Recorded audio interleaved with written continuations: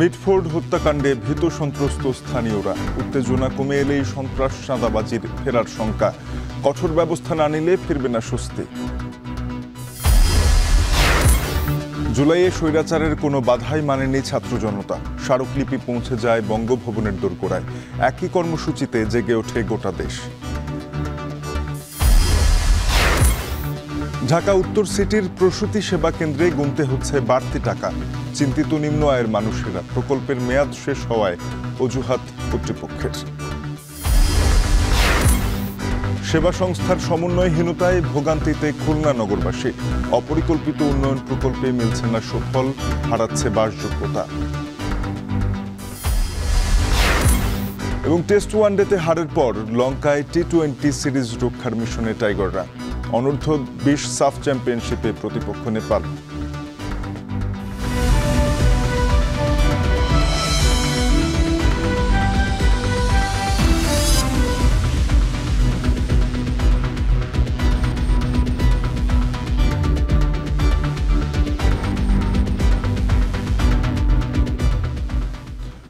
শুনছিলেন শিরোনাম, স্বাগত এখন বাজারে। আপনাদের সাথে আছি তানজিম শাফিন। জামালপুরে বৃষ্টির কারণে সরবরাহ কম থাকায় সপ্তাহ ব্যবধানে বেড়েছে বেশিরভাগ সবজির দাম। তবে 2 দিনের ব্যবধানে কাঁচামরিচ ও আলুর দাম কমেছে। এ বিষয়ে আরও জানাতে জামালপুর ফৌজদার মোড় বাজার থেকে যুক্ত হয়েছেন সহকর্মী জুয়েল রানা। জুয়েল, জানাবেন আলুর দাম কত কমলো, অন্যান্য সবজির দাম কেমন?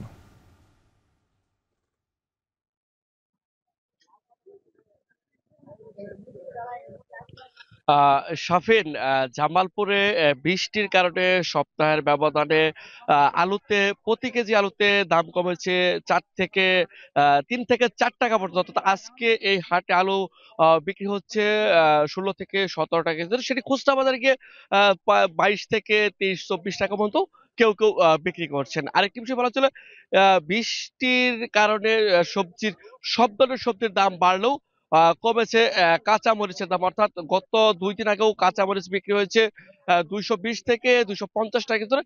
সেই কাঁচা মরিচ আজকে বিক্রি হচ্ছে 140 থেকে 150 টাকা কেজি ধরে। অর্থাৎ এই যে 2 দিনের ব্যবধানে কাঁচা মরিচের দামটা কমলেও অপরিবর্তিত রয়েছে পেঁয়াজ, রসুন, আদা। অর্থাৎ পেঁয়াজ বিক্রি হচ্ছে আজকে 45 থেকে 50 টাকা কেজি ধরে, আদা বিক্রি হচ্ছে 90 থেকে 100 টাকা কেজি ধরে, আর রসুন বিক্রি হচ্ছে 80 থেকে 90 টাকা কেজি। অর্থাৎ এটি অপরিবর্তিত দাম থাকলেও দাম বেড়েছে সব ধরনের সবজির দাম। তার একটি কারণ হিসেবে বলা হচ্ছে, জামালপুরের বিস্তীর্ণ চরাঞ্চলে যে সবজি উৎপাদিত হয় সেই সবজি বৃষ্টির কারণে নষ্ট হয়ে যায়, সব ধরনের সবজির দাম বেড়েছে। অর্থাৎ আজকে এই হাটে ঢেঁড়স বিক্রি হচ্ছে 40 থেকে 45 টাকা কেজি ধরে, করলা বিক্রি হচ্ছে 50 থেকে 55 টাকা কেজি ধরে, পটল বিক্রি হচ্ছে 40 থেকে 45 টাকা কেজি ধরে, বেগুন বিক্রি হচ্ছে 60 টাকা কেজি ধরে, শসা বিক্রি হচ্ছে 60 টাকা কেজি ধরে। সব মিলিয়ে বলা চলে যে দামগুলো কিন্তু বেড়েই চলছে। অর্থাৎ বলা চলে অন্যান্য সবজি রয়েছে, কচু বিক্রি হচ্ছে 40 টাকা কেজি, মিষ্টি লাউ বিক্রি হচ্ছে 40 টাকা কেজি ধরে, জাত লাউ বিক্রি হচ্ছে 50 টাকা কেজি ধরে, মূলা শাক, শীতকালীন মূলা শাক সেটি কিন্তু বাজার আসতে শুরু করছে, সেটি বিক্রি হচ্ছে 15 থেকে 20 টাকা আটি। অর্থাৎ বলা চলে মুখী বিক্রি হচ্ছে 40 থেকে 45 টাকা। অর্থাৎ সব ধরনের সবজি কিন্তু দাম বেড়ে চলছে। অর্থাৎ গত 7 দিন আগেও কিন্তু এই ধরনের সবজি কিন্তু 20 থেকে 25 টাকা বা 25 টাকার মধ্যে কিন্তু একটু সীমাবদ্ধ, সেটি কিন্তু বেড়েই চলছে। অর্থাৎ বলা চলে এই যে বৃষ্টির একটি অজুহাতে ব্যবসায়ীরা সিন্ডিকেট কারণে দাম বেড়েছে। এই ছিল জামালপুর থেকে আমার কাছে সবজির সবশেষ দরদাম। শাফিন। সহকর্মী জুয়েল রানা জামালপুর থেকে সবজির বাজার দর নিয়ে জানাচ্ছিলেন। এদিকে সরবরাহ কমায় ও চাহিদা বেড়ে যাওয়ায় নওগাঁয় মুরগির দাম বেড়েছে। সব ধরনের মুরগির দাম কেজিতে 15 থেকে 20 টাকা পর্যন্ত বেড়েছে। নওগাঁ পৌর মুরগি বাজার থেকে বিষয় জানাতে যুক্ত আছেন আব্বাস আলী। আব্বাস, জানাবেন যে ব্রয়লার, দেশি, সোনালী কোন মুরগি কত দামে বিক্রি হচ্ছে?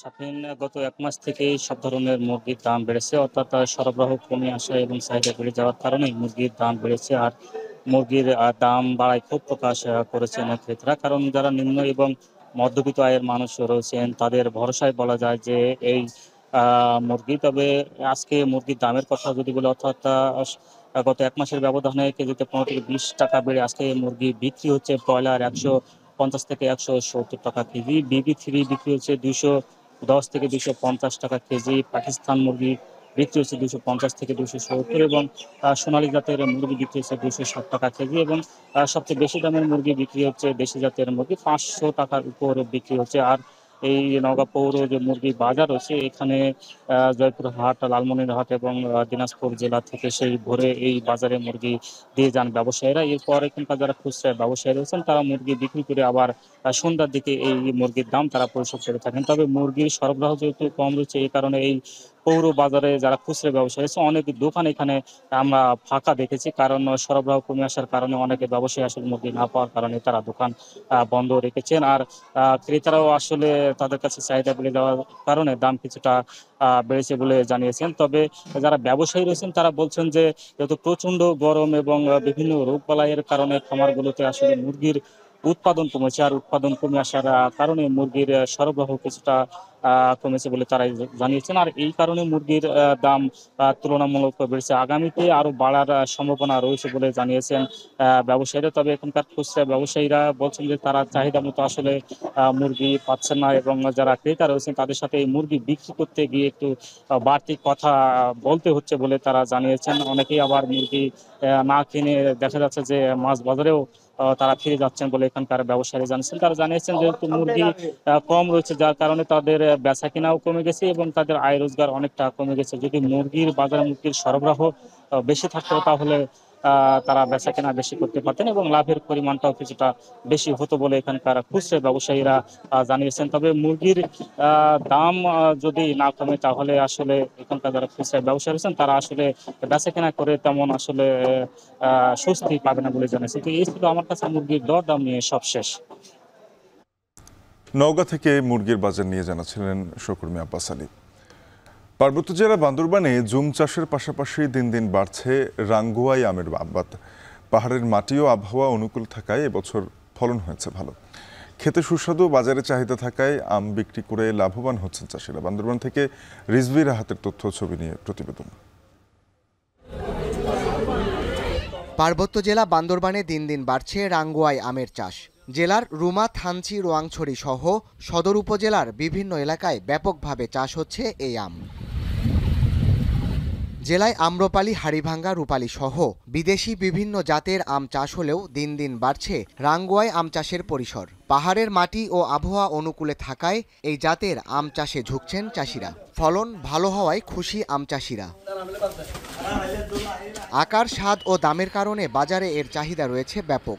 1 কেজি রাঙ্গুয়াই আম বাজারে বিক্রি হয় 30 থেকে 40 টাকায়। লাভজনক হওয়ায় স্থানীয় চাহিদা মিটিয়ে পাইকারি ব্যবসায়ীরা দেশের বিভিন্ন অঞ্চলে নিয়ে যাচ্ছেন পাহাড়ের এই আম। এই আমটা বান্দরবান ছাড়া কোথাও হয় না, তবে এই আমটা আমরা পাইকারি খুচরা বিভিন্ন জায়গায় পাঠাই। বান্দরবানের চাহিদা বেশি, বেশিরভাগ আচার এবং জুস তৈরি করা হয়। ভাই রাঙ্গুই আম আমরা প্রতি বছর চাহিদা ফল ভালো হয়। এই রাঙ্গুই আম বান্দরবান ছাড়া কোথাও পাওয়া যায় না। এদিকে সঠিক পরিচর্যা হলে পার্বত্য এলাকায় রাঙ্গুয়াই আমের চাষ আরও বাড়বে বলে জানান কৃষি কর্মকর্তা। বান্দরবনে জেলায় প্রায় 10,000 হেক্টর আমের বাগান আছে। এর মধ্যে প্রায় 70%, আমি বলতে পারি 7,000 হেক্টরই রাঙ্গুয়াই আমের বাগান। চেষ্টা করতেছি কৃষকদেরকে বলতে যে বাগান যখন লিজ দিয়ে দেওয়া হয় তখন কিন্তু বাগানের তেমন একটা পরিচর্যা, যারা কিনে নেয় বাগানটা তারা কিন্তু পরিচর্যাটা করে না।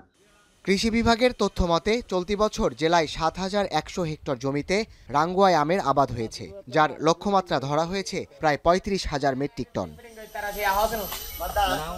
এখন রাঙামাটি। পুরান ঢাকায় নির্মমভাবে ব্যবসায়ী হত্যার পর চাঁদাবাজ কিংবা আধিপত্য বিস্তারের ভয় থেকে এখনও বের হতে পারেনি এলাকাবাসী ও সাধারণ ব্যবসায়ীরা। এখনও তাদের ভয়ে ক্যামেরার সামনে কথা বলতেই। তাদের সংখ্যা এখনও আপাতত চুপ থাকলেও বর্বরোচিত এই হত্যাকাণ্ড নিয়ে আলোচনা কমে এলেই আবার ফিরবে আধিপত্য প্রতিষ্ঠা আর দলীয় সন্ত্রাসের রাজত্ব। অপরাধ বিজ্ঞানীরা বলছেন, এসব দখলবাজের মূলোৎপাটনে সরকার কার্যত ব্যবস্থা না নিলে মানুষের মধ্যে আত্মবিশ্বাস ফিরবে না। আজহার লিমনের প্রতিবেদন।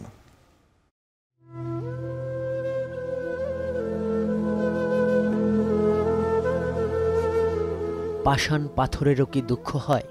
আধিপত্যের পৈশাচিকতায় উন্মত্ত বর্বর খুনির হাত ঘুরে ঘুরে যে থেতলে দিল একটা জীবন্ত মানুষের খুলি। শতাব্দীর নিষ্ঠুর এক ভিডিও চিত্র। ছুরি, রডের উপর জুপুরে আঘাত, তার উপর প্রায় বিবস্ত্র একটা নিথর দেহ। উন্মাদের মতো সেই দেহের উপর পাথর ছুঁড়ে মারা হচ্ছে পাজরে, কোমরে। শেষবারের মতো এপাশ যখন ফিরছিল, তখনও হয়তো মৃতপ্রায় ব্যবসায়ের সঙ্গে সংযোগ ছিল পৃথিবীর। এর মধ্যে আবার পাথরটি ছুঁড়ে মারা হলো মাথায়। থেতলে যাওয়া, রক্তে ভেসে যাওয়া ওই দেহের উপর উল্লাস নৃত্য। ওষুধ কিংবা চিকিৎসা সামগ্রীর এই ব্যস্ত দোকানগুলো, মিটফোর্ডের সামনে এই ব্যস্ত সড়ক এবং সড়কের উপর ফুটপাতে ফলমূলের যে হকার, অর্থাৎ অনেক ব্যবসায়ী এবং অনেক মানুষের সামনেই সন্ত্রাসীরা সেদিন একজন ব্যবসায়ীকে এভাবে পাথর ছুঁড়ে ছুঁড়ে হত্যা করেছে। আজও আমরা যখন এখানকার ব্যবসায়ীদের সঙ্গে কথা বলতে যাচ্ছি, তখন তারা ভয় পাচ্ছে এবং কথা বলতে চাচ্ছে না, এবং তাদের অভিব্যক্তিতে এটাই স্পষ্ট সেদিনের সেই বীভৎস ঘটনার ট্রমা থেকে তারা এখনও বের হতে পারেননি।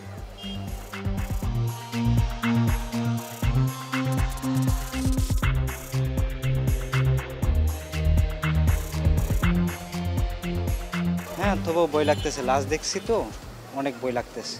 সেই ব্যাপারে কিছু বলতে চাচ্ছি না, কারণ আমরা একটা ভিডিওতে দেখা হয়েছে, তো ওটা আপনারা যেরকম দেখছেন ভিডিওতে সেটাই আমরা দেখছি। হ্যাঁ, এরকম তো কিছু দেখিনি। কিছু আমাদের তথ্য দিতে পারবেন বা একটু কথা বলতে পারবেন আমাদের সাথে?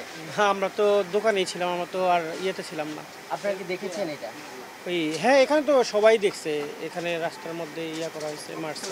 দেশের পরিস্থিতি এখনো তো এরকম ভালো হয় নাই, এটা তো আপনারা দেখতেছেন, আমরাও দেখতেছি। সবাই যার যার কাজে ব্যস্ত ছিলাম, আমরা ওইদিকে নজর দিইনি। মানুষের ভিড় তো কমছে আপনার পুলিশ আসার পরে, যে লাশ এখানে থাকতে। এর আগে ভালোই ভিড় ছিল, ভিড়ের কারণে দোকান থেকে আর এতটা দেখা যায় না ভাইয়া। এত লোকজনও ছিল। হ্যাঁ, ওই বিকাল 5টার সময় যা শুনছি আর কি, লোকালয়ের মাধ্যমেই হয়েছে এটা। মানুষ কেন প্রতিবাদ করলো নয় যে ভয়ে। এখনও ডেফিনেটলি আছে, আমার কাছেও চাইছে। বিগত আমি যদি 3-4 মাস আগে বলি, যুবদল নেতা পরিচয় আমাদের পুরান ঢাকার দিকে দেবীদাস ঘাট লেন, এদিক থেকে কাছেই মিটফোর্ডে ব্যবসায়িক এলাকা, আপনারা জানেন পুরোটাই। তো এখানে এখনও চাঁদাবাজি হয়। এখন জনগণ মুখ খুলতে, এখন আমি বলছি আমার ওই সাহস আছে, আমি চাঁদাবাজদের ভয় পাই না। হত্যাকাণ্ডের স্থান থেকে মাত্র 2 থেকে 5 হাত দূরের এই ফার্মেসিগুলোতে কাজ করা কর্মীদের এখনও এ নিয়ে কথা বলতে না চাওয়ার কারণও সেই ভয়। যদিও হত্যাকাণ্ডের 2 দিন পর সারা দেশে বিভৎসতার খবর ছড়িয়ে পড়লে নিয়মিতই এখন শোনা যাচ্ছে পুলিশের সাইরেন, র্যাবের টহল গাড়ির শব্দ। এজাহারের বর্ণনা গেল বুধবার 9 জুলাই তারিখে বিকাল 5:40 দিকে এই বায়তুল ফালা জামে মসজিদ এর পাশে রজনী বোস লেনের এই সোহানা মেটাল এই দোকান থেকেই নিহত ব্যবসায়ী সোহাগকে ইট, পাথর, রড এই সমস্ত অস্ত্রশস্ত্র নিয়ে 20-25 জন লোক এই ব্যবসায়ীকে টেনে হিঁচড়ে বের করে, এবং এর পরের ঘটনাগুলো ঘটে মিটফোর্ড রোডের 3 নম্বর গেট এলাকায়। প্রতিদিন দেখা হওয়া এসব ব্যবসায়ীরাও ভয়ে। কেউ বলছেন কোনোদিন কথা হয়নি, যদিও সিসিটিভিতে দিনের আলোর মতো স্পষ্ট কখন, কিভাবে, কারা ঘটিয়েছে এই রোমহর্ষক ঘটনা। দোকানে এখানে বলেন, আমার দোকানে দিক না তো ক্যামেরা তো আছে, সিসি ক্যামেরা আছে না, ওই ক্যামেরা, এই ক্যামেরা, এই ক্যামেরা হিন্দিকে বাড়ি করে দেখবেন। হ্যাঁ, ওই বাড়িওয়ালার ওই দোকানের, ওই দুই পুরো দোকানের ক্যামেরা আছে তো। না, আমরা বলতে পারবো আমরা কি দেখছি। দেখলাম যে এখানে লোকজন আসলো, গ্যাঞ্জাম হয়েছে, বাস এইটি। আমি বুধবার বাড়িতে গেছি, 5টার আগে গেছি, আজকে সকাল আসছি। আর ওনাদের ব্যবসা আমাদের লোক উঠা বসা থাকার কত না, আমাদের নতুন ব্যবসা, ওনাদের ভাঙার ব্যবসা।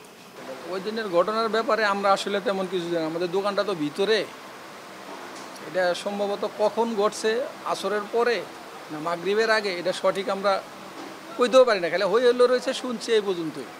ভয় ভীতি বলতে আছে, সবারই তো একটা জীবনের একটা নিরাপত্তা বা ভয়ের আছে, এমনি তো যেমন আছে। কিন্তু আমরা এতদিন ধরে চাকরি করি, কিন্তু আজ পর্যন্ত এই ধরনের কোনো গ্যাঞ্জাম হয় নাই। কিন্তু ঘটনার পর তো আইনশৃঙ্খলা বাহিনী থেকে সরকারের ঊর্ধ্বতন কর্তৃপক্ষ এ নিয়ে কঠোর পদক্ষেপের কথাই বলছেন। দল থেকে বহিষ্কার করে বিজ্ঞপ্তি দিতেও দেখা যাচ্ছে এই হত্যা মামলার এজাহারভুক্ত যুবদল, ছাত্রদল নেতাকর্মীদের কয়েকজনকে। তারপরও ভয় গেল। জানতে চেয়েছিলাম এই অপরাধ বিশ্লেষকের কাছে। কেন ভয় সৃষ্টি করতে চায়? কারণ ভয় সৃষ্টি করতে পারলেই তার অনেক ধরনের লাভ আছে। একটি হচ্ছে রাজনৈতিক সে পদ পদবি থেকে শুরু করে সেই লাভটি সে পায়, কিংবা ব্যবসা বাণিজ্য সংক্রান্ত প্রসঙ্গে চাঁদাবাজি বা মামলাবাজি, দখল বাণিজ্যের ক্ষেত্রেও তার এই ভয়টা তাকে কেন্দ্র করে যে ভয়টি সৃষ্টি হলো, এই ভয় থেকে সে লাভবান হয়। গণঅভ্যুত্থানের পরে রাজনীতি কিংবা সমাজে এই কোনো ধরনের ভয় অথবা সংশয়, দোদুল্যমানতা, নিজেদের পরিবর্তনের প্রশ্নে, ভালোর প্রশ্নে থাকার কথা ছিল না, কিন্তু নানাভাবে সেটা জড়িয়েছে। বাস্তবতা হলো নির্মম এই হত্যাকাণ্ডে চাঁদাবাজি হয়েছে কিনা এ নিয়ে বরং বক্তব্যে ব্যস্ত দেখা যাচ্ছে পুলিশ কর্তাদের। এমন অবস্থায় আধিপত্য প্রতিষ্ঠা ও ভীতি ছড়ানোর সব ঘটনার কতটা বিচার হবে এবং গণঅভ্যুত্থান পরবর্তী এসব সন্ত্রাসের কারণে জনসাধারণের মনে সঞ্চারিত ভীতি কতটা প্রশমিত হবে সে উত্তর যখন অনিশ্চিত, তখন পুলিশ সদর দপ্তরের হিসাব অনুসারেই চলতি বছরের জানুয়ারি থেকে এপ্রিল পর্যন্ত 4 মাসেই রাজধানীতে খুনের শিকার হয়েছেন অন্তত 136 জন। আজহার লিমন, এখন, ঢাকা। বৈষম্যবিরোধী আন্দোলনকারীদের যখন হুমকি ধামকি দিতে শুরু করে ছাত্রলীগ ও আওয়ামী লীগের মন্ত্রীরা, দেয়া হয় অজ্ঞাত মামলা। এমন সময় 13 জুলাই সারা দেশের আন্দোলনকারীদের সাহস যোগাতে 10টি নির্দেশনা দেন সমন্বয়ক নাহিদ ইসলাম। 14 জুলাই স্মারকলিপি দিতে বঙ্গভবনের উদ্দেশ্যে গণপদযাত্রা শুরু করলে দফায় দফায় পুলিশের বাধায় পড়তে হয় শিক্ষার্থীদের। সারা দেশেও গণপদযাত্রা করে জেলা প্রশাসকের মাধ্যমে রাষ্ট্রপতি বরাবর স্মারকলিপি প্রদান করে আন্দোলনকারীরা। ফরহাদ বিন নূরের প্রতিবেদন।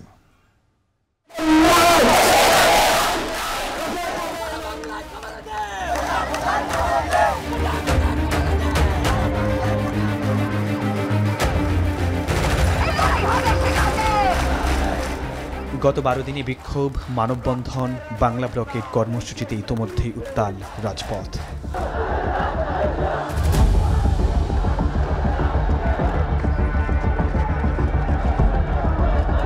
11 জুলাই ঢাকা বিশ্ববিদ্যালয় থেকে শাহবাগে বিকেলে যে মিছিল আসে, সেখানে পুলিশের বাধার মুখে পড়ে শিক্ষার্থীরা। কিন্তু উল্টো এজাহারে দাঙ্গা সৃষ্টি করে পুলিশের দায়িত্ব পালনে বাধা সৃষ্টি করেছে শিক্ষার্থীরা উল্লেখ করে অজ্ঞাতনামা মামলা হয় শিক্ষার্থীদের বিরুদ্ধেই।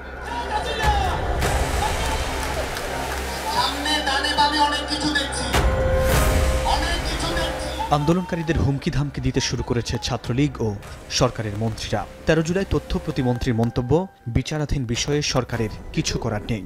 ছাত্রদের যে দাবি সেটা তো পূরণ হয়ে গেছে, বসার তো কোনো যৌক্তিকতা না, আমরা তো বলছি।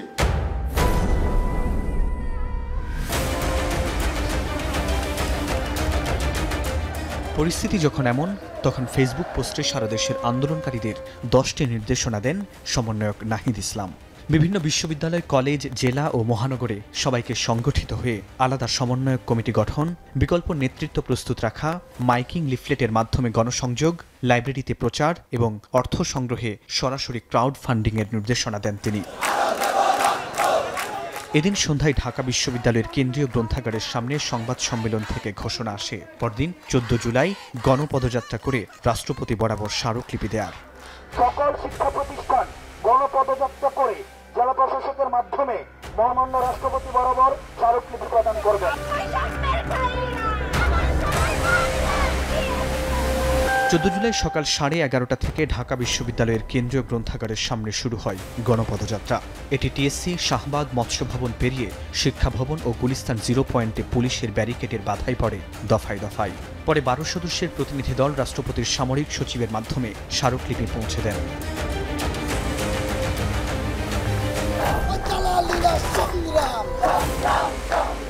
সারা দেশে গণপদযাত্রা করে জেলা প্রশাসকের মাধ্যমে রাষ্ট্রপতি বরাবর স্মারকলিপি দেন আন্দোলনকারীরা। এই কর্মসূচির মাধ্যমে সারা দেশের শিক্ষার্থীদের আন্দোলনে আরও সক্রিয় করারও লক্ষ্য ছিল। এক নতুন গতি সঞ্চারের মাধ্যম। ভাই, আমাদের তো একটা চিন্তা ছিল যে রাষ্ট্রপতি বরাবর স্মারকলিপি কর্মসূচি দেওয়া। মাহফুজ ভাই এটা আর্গুমেন্ট জিজ্ঞেস করলেন, এটা কেন? আমি মাহফুজ ভাইকে বললাম, রাষ্ট্রের একদম সুপ্রিম যিনি, তাকেও আমরা কনসার্ন জানিয়েছি, আমরা আমাদের দাবিটা জানিয়েছিলাম, তারপর এগ্রেসিভ আন্দোলনে গিয়েছে। আবার একই সাথে আরেকটা জিনিস হতে পারে, আমরা যখন একটা 64 জেলায় এই আন্দোলনটা বিস্তৃত করতে চাই এমনিতেই, তো স্মারকলিপির প্রোগ্রাম যখন আমরা 64 জেলায় ডিসির মাধ্যমে রাষ্ট্রপতি বরাবর করতে যাব, তখন অটোমেটিক 64 জেলায় এটা এঙ্গেজিং প্রোগ্রাম হবে। তো মাহফুজ ভাই এটা বললেন, ঠিক আছে আমরা আলাপ করছি। পরে ওনারা নিজেদের মধ্যে আলাপ করে এই সিদ্ধান্তটা অ্যাপ্রুভ হলো রাষ্ট্রপতি বরাবর স্মারকলিপি। এই স্মারকলিপি ঢাকা বিশ্ববিদ্যালয়ের ছাত্র শিবিরের তৎকালীন সেক্রেটারি SM ফরহাদের নির্দেশে লিখেছিলেন বিশ্ববিদ্যালয়ের বাংলা বিভাগের শিক্ষার্থী মোসাদ্দেক আলী ইবনে মোহাম্মদ। প্রথমে আমি 48 ঘন্টা দিছিলাম, 48 ঘন্টার আলটিমেটাম। পরে ফরহাদ ভাই আমাকে ফোন দিয়ে বললেন তুমি এটা 48 ঘন্টা না দিয়ে 72 ঘন্টা দাও। 72 ঘন্টা দিয়ে আবার আপডেট করে দিলাম। তো পরে তিনি আবার কিছুক্ষণ পর ফোন দিয়ে বললেন যে না 72 ঘন্টা না, এটা 24 ঘন্টা করে দাও। তো এই ছিল আপনার এই স্মারকলিপি প্রস্তুতের ঘটনা। এটা আমার ওই দিন প্রায় স্মারকলিপিটা মোটামুটি একটা খসড়া রেডি করতে প্রায় রাত 3টা বেজে যায়।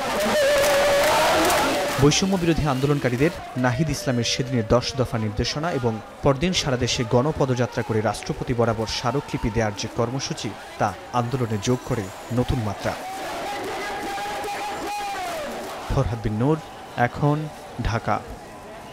ঢাকা উত্তর সিটি কর্পোরেশনের প্রসূতি সেবা কেন্দ্রে বাড়তি অর্থ গুনতে হচ্ছে নাগরিকদের। 1 জুলাই থেকে এই সিদ্ধান্ত নিয়েছে ডিএনসিসি। এতে চিন্তিত নিম্ন আয়ের সেবাগ্রহীতারা। একই সঙ্গে কমানো হচ্ছে সেবাদানকারীদের বেতন ও রেড কার্ডের সংখ্যাও। ডিএনসিসি জানায় প্রকল্পের মেয়াদ শেষ হওয়ায় নিজ উদ্যোগে সেবা চালু রাখতে এমন সিদ্ধান্ত নেওয়া হয়েছে। শম্পা বিশ্বাসের প্রতিবেদন।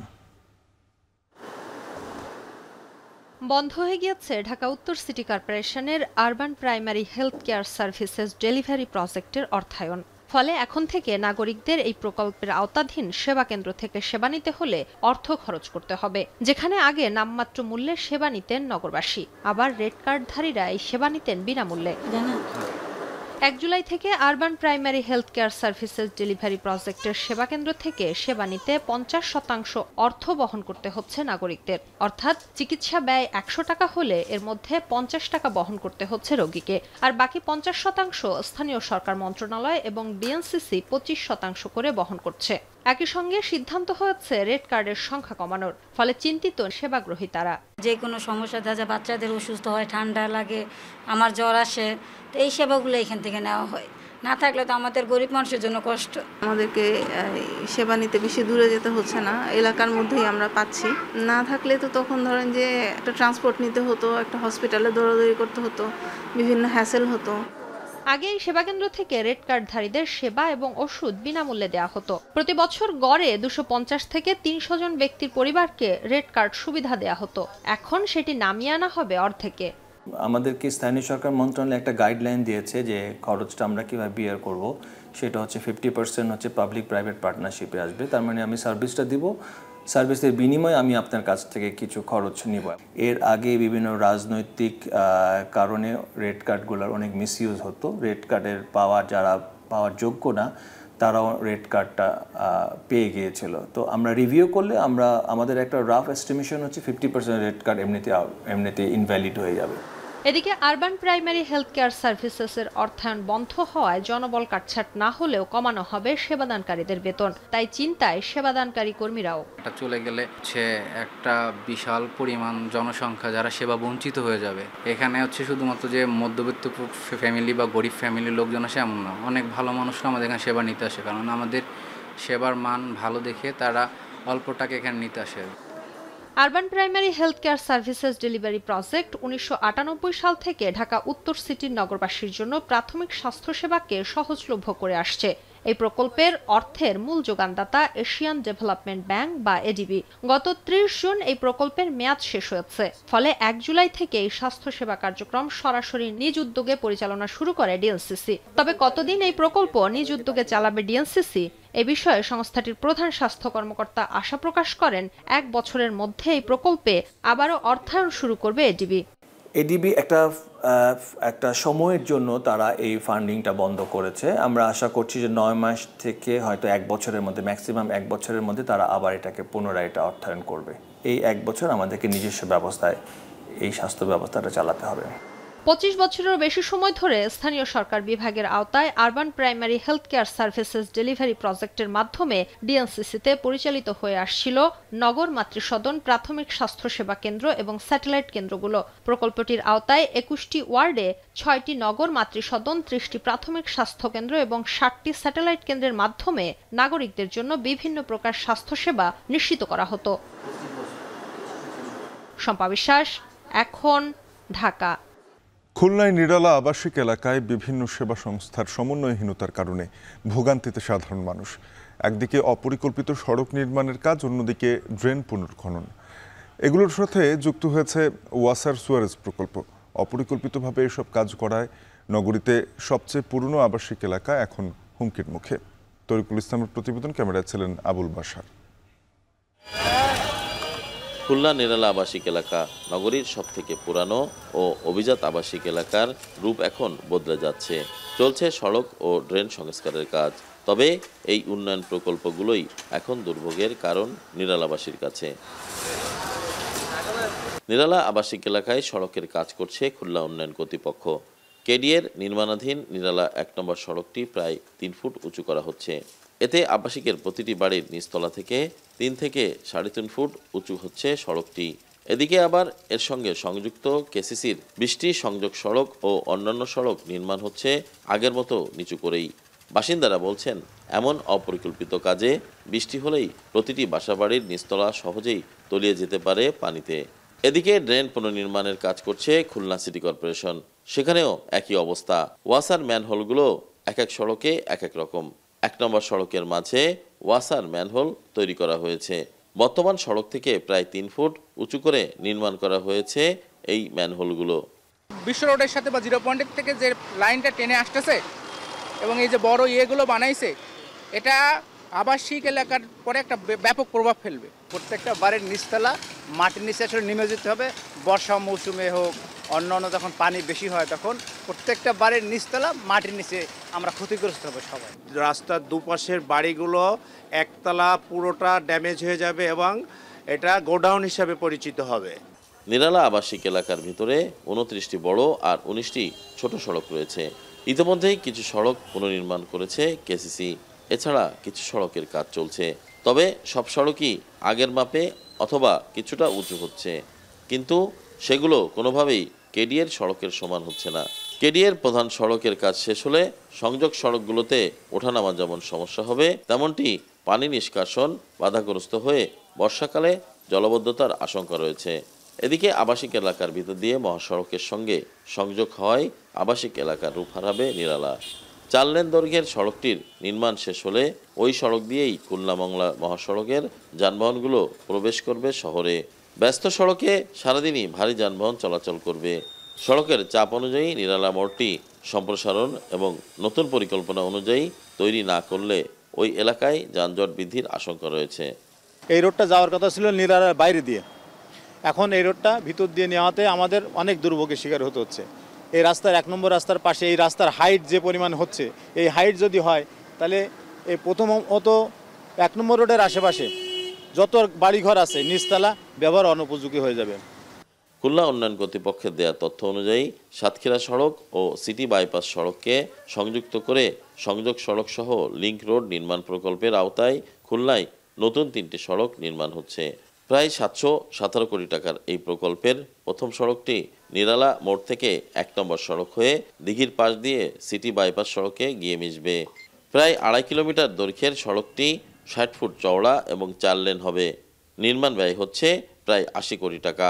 এছাড়া ২০২৪ সালের ২৯শে মে সড়ক নির্মাণের জন্য ঠিকাদারকে কার্যাদেশ দেওয়া হয়েছে। কাজ শেষ করার কথা চলতি ডিসেম্বরের মধ্যে। এছাড়া রূপসা সেতু অ্যাপ্রোচ সড়কের অংশ থেকে সড়কের কাজ শুরু হয়েছে। পর্যায়ক্রমে নিরালা প্রধান সড়কের কাজ হবে। সড়কের দুই পাশে ড্রেন ও ফুটপাত থাকবে। খুলনা উন্নয়ন কর্তৃপক্ষ যে প্রকল্পটি 3 লিঙ্ক প্রজেক্ট নামে পরিচিত, এই প্রজেক্টে যে কাজটা এখন হচ্ছে, এটা কিন্তু 2018 সালে আমাদের যে মহাপরিকল্পনা বা 14 সালে যে মহাপরিকল্পনা যেটা পরবর্তীতে গেজেট হয়েছে, সেটার মধ্যেই নিরালার 1 নম্বর রোড থেকে সিটি বাইপাস পর্যন্ত একটা লিঙ্ক রোড মহাপরিকল্পনা, যেটা সরকার অনুমোদিত মাস্টার প্ল্যানের মধ্যে ছিল, সেইটারই 3টা রাস্তা নিয়ে আমরা একটা প্রকল্প অনুমোদন হয় 2018 সালে। সেই প্রকল্পেরই কাজ চলমান আছে। নিরালা আবাসিকে প্রায় 10,000 মানুষের বসবাস রয়েছে। তরিকুল ইসলাম, এখন খুলনা। পদ্মা সেতুর মাধ্যমে যোগাযোগ ব্যবস্থার আমূল পরিবর্তন হলেও বিশাল এ স্থাপনার প্রভাব পড়েছে নদীর প্রবাহে।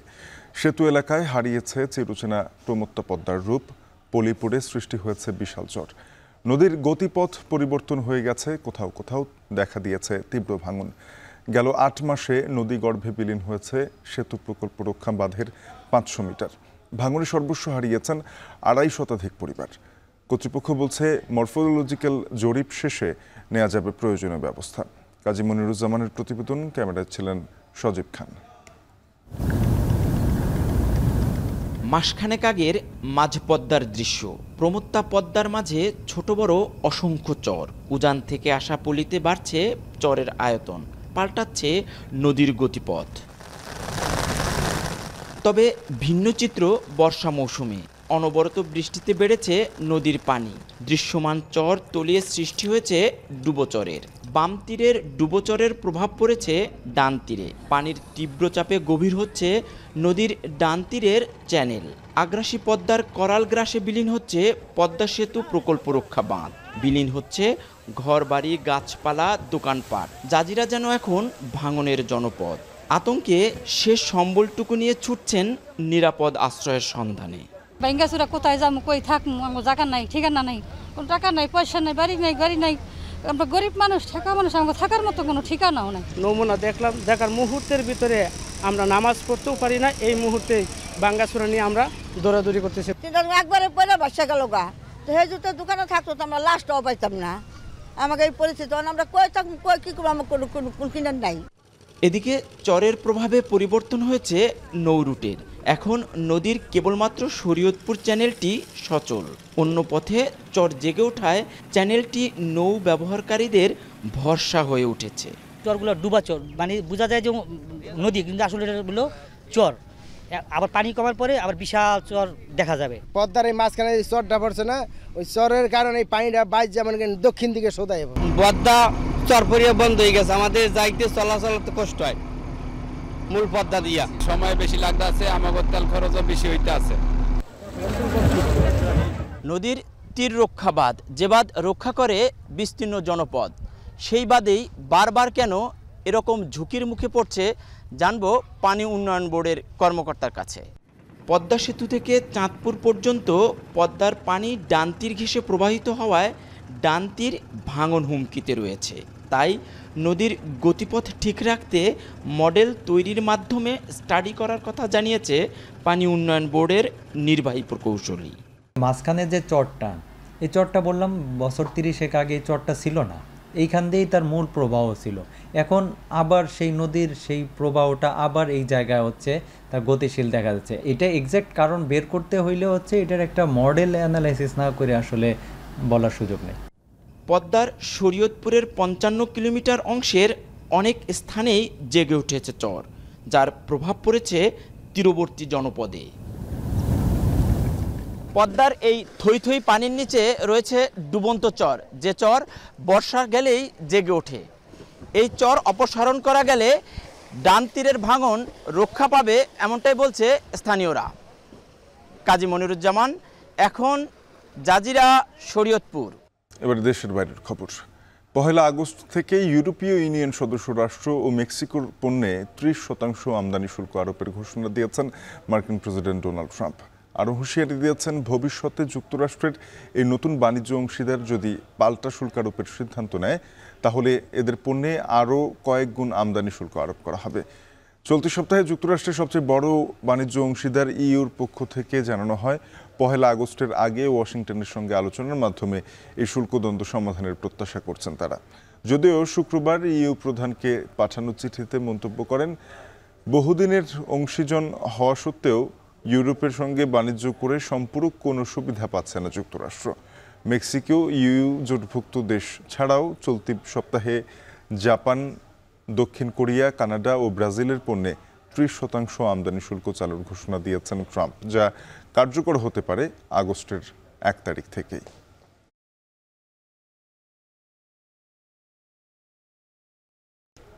শনিবার ইসরায়েলি হামলায় গাজায় আরও 110 ফিলিস্তিনি নিহত হয়েছেন। এর মধ্যে রাফায়ের দক্ষিণাঞ্চলে ত্রাণ নিতে গিয়ে প্রাণ গেছে অন্তত 34 জনের। এ নিয়ে গেল 6 সপ্তাহে ত্রাণ শিবিরে ইসরায়েলি হামলায় নিহতের সংখ্যা 800 ছাড়িয়েছে। আল জাজিরার প্রতিবেদনে বলা হচ্ছে, প্রত্যক্ষদর্শীদের অভিযোগ, আগে থেকে কোনো ধরনের সতর্কতা দেয়া ছাড়াই এদিন ত্রাণ শিবিরে গুলি চালায় ইসরায়েলি সেনারা। শনিবার যে ত্রাণ কেন্দ্রে হামলা হয়েছে তার তত্ত্বাবধানে ছিল যুক্তরাষ্ট্র ও ইসরায়েলের মদতপুষ্ট সংস্থা গাজা হিউম্যানিটেরিয়ান ফাউন্ডেশন বা জিএইচএফ। শুক্রবার জাতিসংঘ একটি প্রতিবেদনে দাবি করে গেল মে থেকে যেসব সহায়তা কেন্দ্রে আইডিএফ হামলা করেছে তার অধিকাংশই জিএইচএফ পরিচালিত। বিতর্কিত এই সংস্থার সঙ্গে গাজায় ত্রাণ সহায়তা কার্যক্রম চালিয়ে যেতে এরই মধ্যে আপত্তি জানিয়েছে বিশ্ব খাদ্য কর্মসূচি। এদিকে ত্রাণ কেন্দ্র ছাড়াও শনিবার হামলা হয়েছে গাজার তুফা, জাবালিয়া, বেইত হানুন সহ উত্তরের বেশ কয়েকটি অঞ্চলে। বাংলাদেশ শ্রীলঙ্কা টি-20 সিরিজের খবর। টেস্ট ওয়ানডে সিরিজ খোয়ানোর পর এবার টি-20 সিরিজ বাঁচানোর মিশনে নামছে বাংলাদেশ। প্রথম ম্যাচে হারের পর দ্বিতীয় টি-20তে মুখোমুখি হচ্ছে দুদল। এই ম্যাচে একাদশে একাধিক পরিবর্তন নিয়ে মাঠে নামতে পারে লিটন দাসের দল। ডাম্বুলায় ম্যাচ শুরু হবে বাংলাদেশ সময় আজ সন্ধ্যা 7:30টায়। ছন্দ হারিয়ে বাংলাদেশ বেসামাল। টেস্ট, ওয়ানডে কিংবা টি-20 সব সংস্করণেই একই হাল। বারবার ঘুরে দাঁড়ানোর কথা বললেও মাঠের ক্রিকেটে কেবলই হতাশা। ক্রিকেটের সংক্ষিপ্ত সংস্করণে নিয়মিত খেললেও সাফল্যের চিত্রে দেখা মেলা ভার। সবশেষ 5 ম্যাচে জয় নেই একটিও। গেল 3 মাসে 7 ম্যাচ খেলে জয় কেবল একটি, সেটিও দুর্বল আরব আমিরাতের বিপক্ষে। শ্রীলঙ্কার বিপক্ষে 2 সিরিজে 0 হাতে ফেরার পর আরও একটি সিরিজ বাঁচানোর চ্যালেঞ্জের সামনে লিটন দাসরা। দলের যে হাল তাতে পারবে তো Bangladesh? Good enough in the last game. I think we know that we have to get more runs and we have to bowl better in the first 6. So I think the improvements are there that we need to be doing certain things at certain levels for us to be competing with them. So that's what we're looking to do. পরিস্থিতি যখন এমন তখন উত্তপ্ত লাল সবুজের dressing রুমও। আগের ম্যাচেই 4 opener নিয়ে একাদশ সাজানো আর ইনফর্ম ব্যাটার জাকির আলীকে বাদ দেওয়ার ব্যাখ্যা খুঁজতেই গলদঘর্ম অবস্থা। এ অবস্থায় সিরিজ বাঁচানোর ম্যাচে একাধিক পরিবর্তন নিয়েই মাঠে নামতে পারে বাংলাদেশ। ফিরতে পারেন কাটার মাস্টার মুস্তাফিজ আর batter Zakir Ali. Zakir got injured before the third one day. We're gonna see how he is tonight and then make a decision as to what his position is tomorrow. People have got to be realistic. We had to play a batsman there, so that's the batsman. In this format, you watch around, people open sometimes, people bat 5, people bat 6. Adaptation is a big thing. দলের কঠিন পরিস্থিতিতে হাল ধরার কথা যার, সেই ক্যাপ্টেনও দীর্ঘদিন ধরে অফ ফর্মে। আন্তর্জাতিক ক্রিকেটে সবশেষ 17 ইনিংসে কোনো 50 দেখা নেই। টি-20তে সবশেষ 50তে এসেছে 14 ম্যাচ আগে। ক্যাপ্টেনকে নিয়ে কি ভাবছে team management? I think yes, his confidence is a little bit low, but again, we know what he can produce and we've been working hard with him to get to that stage. So hopefully in this next match he comes up and gets to that stage. Hopefully he gets off as quickly as we want him to get off and shows the abilities that he has. ডাম্বুলায় যে 8টি আন্তর্জাতিক টি-20 match হয়েছে তাতে 2 বার 2 শতাধিক run উঠেছে। ঘাসের উইকেটে run করা তুলনামূলক সহজই, কিন্তু বাংলাদেশের ব্যাটারদের রান তোলার যে গতি কিংবা ব্যাট বলে যোগাযোগে যে ঘাটতি, তাতে রান প্রসবা উইকেটই বা কতটুকু কাজে আসবে? নোমান আব্দুল্লাহ, এখন। শেষ করবো এখন বাজার যাবার আগে শিরোনামগুলো জানাবো আরেকবার। মিটফোর্ড হত্যাকাণ্ডে ভীতু সন্ত্রস্ত স্থানীয়রা। উত্তেজনা কমে এলেই সন্ত্রাস, চাঁদাবাজি ফেরার শঙ্কা। কঠোর ব্যবস্থা না নিলে ফিরবে না স্বস্তি। জুলাইয়ে স্বৈরাচারের কোনো বাধাই মানেনি ছাত্র জনতা। স্মারকলিপি পৌঁছে যায় বঙ্গভবনের দোরগোড়ায়। একই কর্মসূচিতে জেগে ওঠে গোটা দেশ। ঢাকা উত্তর সিটির প্রসূতি সেবা কেন্দ্রে গুনতে হচ্ছে বাড়তি টাকা। চিন্তিত নিম্ন আয়ের মানুষেরা, প্রকল্পের মেয়াদ শেষ হওয়ার অজুহাত কর্তৃপক্ষের। সেবা সংস্থার সমন্বয়হীনতায় ভোগান্তিতে খুলনা নগরবাসী। অপরিকল্পিত উন্নয়ন প্রকল্পে মিলছে না সুফল, হারাচ্ছে বাসযোগ্যতা। টেস্ট ওয়ানডেতে হারের পর লঙ্কায় টি-20 সিরিজ রক্ষার মিশনে টাইগাররা। অনূর্ধ্ব 20 সাফ চ্যাম্পিয়নশিপে প্রতিপক্ষ নেপাল।